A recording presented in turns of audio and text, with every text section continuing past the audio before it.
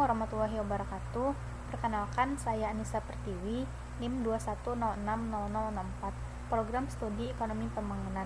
Pada video kali ini, saya akan menjelaskan tutorial pengolahan data menggunakan aplikasi Stata, yang mana ini adalah tugas pertemuan 15 mata kuliah statistika lanjutan. Pertama-tama kita buka dulu aplikasi Stata. Di sini saya menggunakan Stata MP versi 14. Lalu kita klik di sini data editor. Kita akan menginput data dari Excel ke aplikasi Stata. Pada video kali ini saya akan menjelaskan terkait regresi dan uji asumsi klasik data yang saya miliki. Kita buka data yang ada di Excel. Lalu kita blok semua variabelnya. Di sini saya memiliki 4 variabel independen dan 1 variabel dependen. Dengan data itu ada 30 sampel. Lalu kita Ctrl C. Kita buka aplikasi Stata tadi di bagian data editor, lalu kita paste. Lalu di bagian variabel sebelah kanan sini kita klik dan kita ubah namanya menjadi X1, X2, dan seterusnya.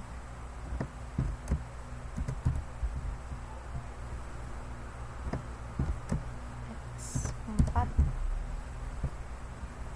dan Y.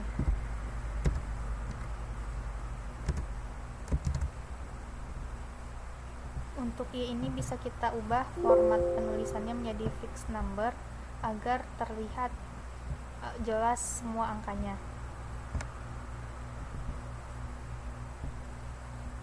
Lalu kita klik OK. Nah, di sini sebagai X1 yaitu PDB Amerika Serikat konstan, sebagai X2 yaitu nilai tukar, sebagai X3 yaitu harga kayu manis ekspor, sebagai X4 produksi kayu manis Indonesia, dan sebagai Y atau variabel dependennya yaitu ekspor kayu manis Indonesia.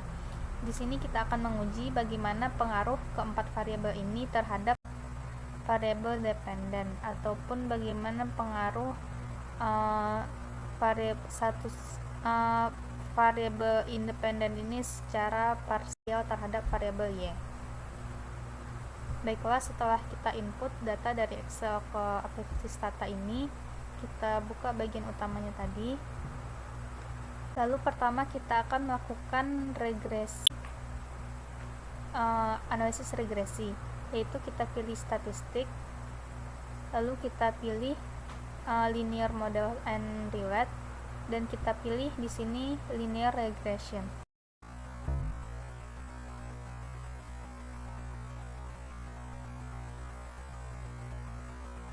Maka untuk dependen variabelnya kita bisa memilih Y.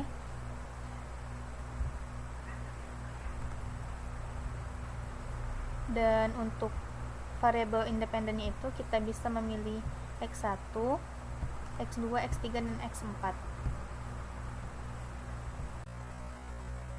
Baik, selanjutnya kita klik OK. Ini muncul hasil regresi. Hasil regresi ini akan saya jelaskan nantinya di akhir, juga terkait hasil hipotesisnya yang sudah saya rangkum di dalam Word ini. Sebelum itu kita akan melakukan uji asumsi klasik terlebih dahulu.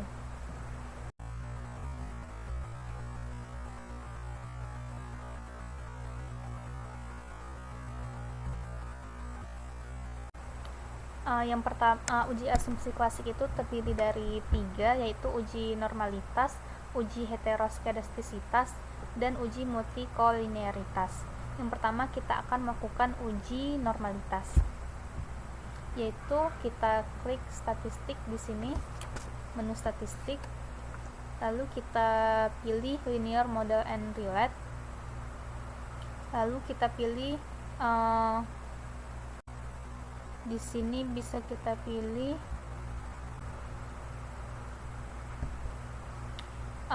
Baiklah, pertama kita untuk melakukan uji asumsi klasik yang pertama, yaitu uji normalitas. Kita klik menu statistik, lalu kita pilih di sini summary table and test, lalu kita pilih distributional plot and test. Untuk uji normalitas kita pilih metode itu skewness dan kurtosis normality test. Lalu untuk variabelnya bisa kita pilih variabel dependent, variabel Y. Kita klik OK. Di sini terlihat bahwa variabel Y hasil dari uji normalitas terhadap variabel Y, yang mana kita mendapati probabilitasnya sebesar 0,38, yang mana ketika uji normalitas itu probabilitasnya lebih dari 0,05, maka suatu data itu bisa dikatakan berdistribusi normal, dan pada variabel Y ini distribusi datanya yaitu normal karena lebih dari 0,05. Kita juga bisa melihat dari grafiknya. Kita pilih menu grafik, lalu kita pilih distributional graph, lalu kita klik normal probability plot standardized, dan variabelnya kita pilih variabel dependent tadi Y. Kita klik OK. Kita tunggu sebentar. Seperti ini distribusi data terhadap variabel Y. Semakin mengikuti garis diagonal, maka distribusi data ini semakin normal. Itu. Baik, selanjutnya kita akan melakukan uji asumsi klasik yang kedua, yaitu uji heteroskedastisitas. Baik, untuk menguji langkah-langkah untuk menguji uji heteroskedastisitas itu, kita bisa mengklik di sini statistik, lalu kita pilih di sini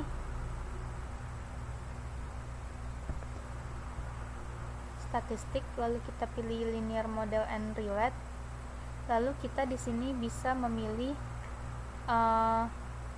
regression diagnostik.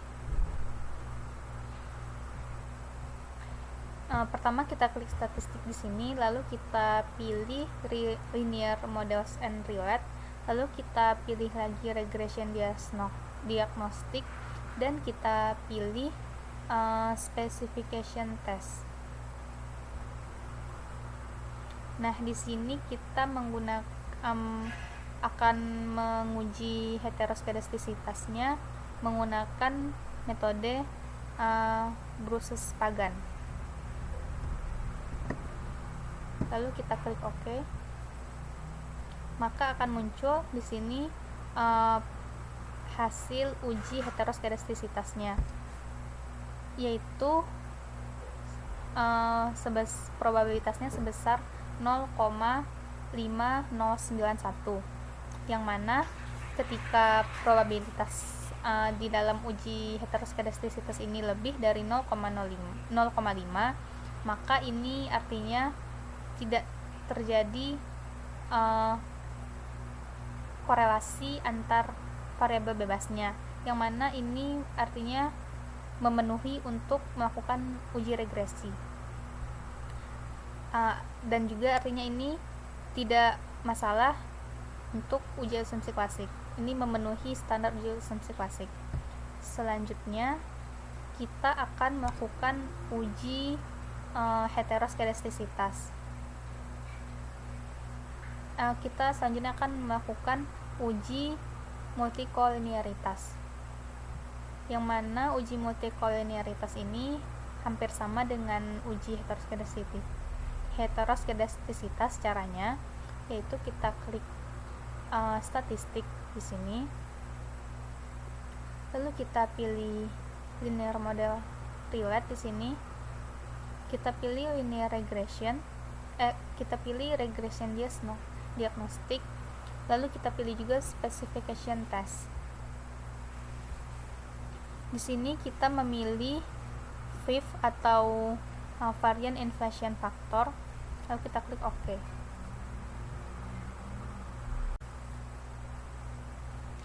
Berikut adalah hasil dari uji multikoliniaritas, yang mana kita melihat di sini ada VIF-nya per variabel 1, 2, 3, 4 itu yang mana VIF-nya itu ketika kurang dari 10 maka itu memenuhi uji asumsi klasik, atau kita bisa melihat juga dari seper VIF-nya itu ketika lebih dari 0,01 maka itu memenuhi uji asumsi klasik. Seperti yang kita lihat di sini, VIF-nya itu 1 per VIF-nya itu melebihi dari 0,01, maka bisa kita simpulkan bahwa tidak terjadi permasalahan pada multikoliniaritas dalam data ini, dan kita bisa melanjutkan pada hasil regresinya saja. Hasil regresinya tadi yaitu ini yang di awal.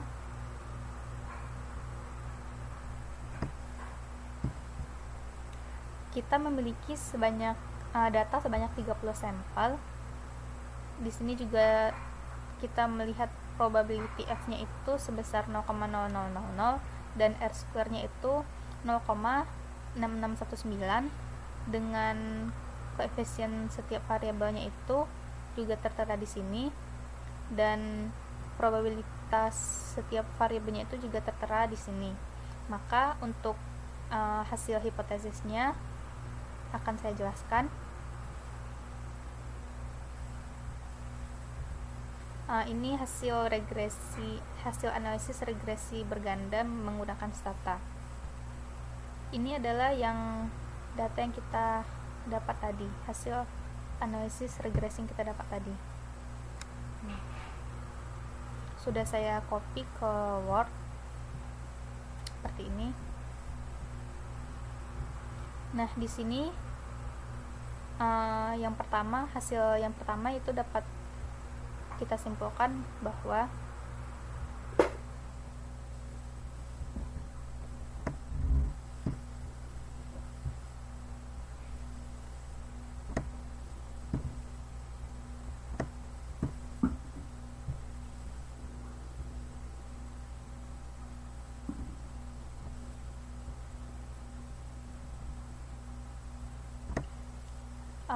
di sini kita bagi dua saja agar lebih mudah melihatnya.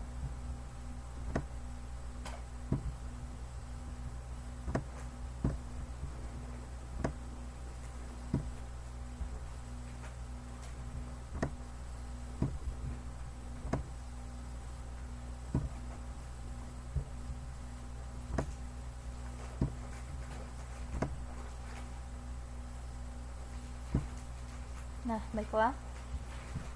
Berdasarkan hasil regresi yang telah kita cari tadi ini, yang pertama yaitu di sini kita melihat probabilitas F-nya itu sebesar 0,000, yang mana artinya yaitu berdasarkan hasil uji simultan yang diperoleh dari probabilitas F statistik yaitu sebesar 0,000, yang mana 0,000 ini lebih kecil dari 0,05, yang artinya variabel independen X1 yaitu PDB-AS konstan, X2 nilai tukar, X3 harga kayu manis ekspor, X4 produksi kayu manis Indonesia, maka secara simultan atau secara bersama-sama mempunyai pengaruh yang signifikan terhadap variabel dependen yaitu ekspor kayu manis Indonesia sebagai variabel Y-nya. Kesimpulan yang selanjutnya yaitu masing-masing variabel. Di sini kita melihat terdapat probabilitas dari T-nya itu sendiri. Yang pertama yaitu pengaruh dari X1 yaitu PDB-AS konstan terhadap variabel dependen Y yaitu ekspor kayu manis Indonesia, yaitu nilai probabilitasnya sebesar 0,00001. 0,271 atau bisa dikatakan lebih dari 0,05, yang mana artinya adalah X1 ini secara parsial tidak signifikan mempengaruhi variabel Y-nya dengan koefisien regresi sebesar 928,63, yang mana ini berarti terdapat hubungan positif antara X1 yaitu PDB AS konstan dengan variabel Y yaitu ekspor kayu manis Indonesia. Kesimpulan yang kedua untuk variabel X2 yaitu X2 ini, variabel X2 yaitu nilai tukar memiliki probabilitas sebesar 0,770 atau bisa dikatakan lebih dari 0,05, yang mana artinya variabel X2 ini, nilai tukar, secara parsial tidak signifikan mempengaruhi variabel Y yaitu ekspor kayu manis Indonesia, yang mana memiliki koefisien regresi sebesar 125,64. Artinya di sini terdapat hubungan positif antara X2 yaitu pengaruh nilai tukar terhadap variabel Y yaitu ekspor kayu manis Indonesia.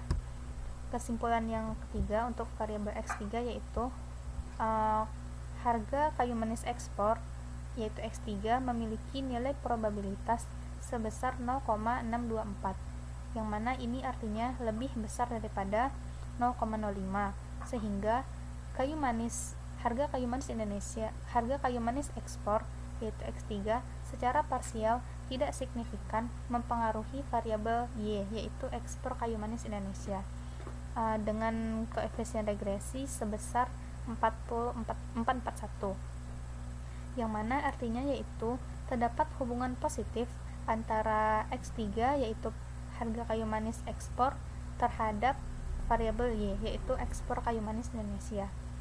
Selanjutnya kesimpulan untuk variabel X4 yang mana yaitu produksi kayu manis Indonesia memiliki nilai probabilitas sebesar 0,764 atau lebih besar daripada 0,05.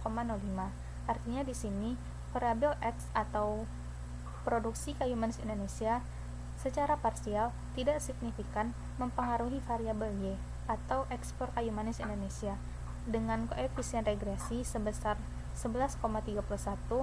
Ini berarti antara produksi kayu manis Indonesia dengan ekspor kayu manis Indonesia memiliki hubungan positif. Selanjutnya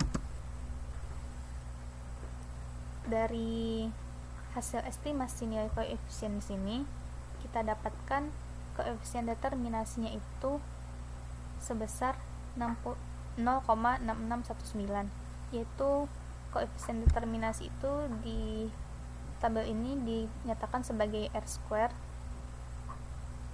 yang mana R-square-nya ini sebesar 0,6619. Artinya variabel independen X1, X2, X3, X4 mempengaruhi variabel Y itu sebesar 66%, yang mana artinya secara simultan atau secara bersama-sama variabel pengaruh PDB AS konstan, nilai tukar, harga kayu manis ekspor, dan produksi kayu manis Indonesia itu mempengaruhi ekspor kayu manis Indonesia sebesar 66%. Sedangkan untuk 30% lainnya itu dipengaruhi oleh variabel lain yang tidak diujikan pada pengujian kali ini. Baiklah, demikian hasil regresi berganda menggunakan stata. Semoga teman-teman dapat memahaminya dan semoga bermanfaat. Saya akhiri dengan wassalamualaikum warahmatullahi wabarakatuh.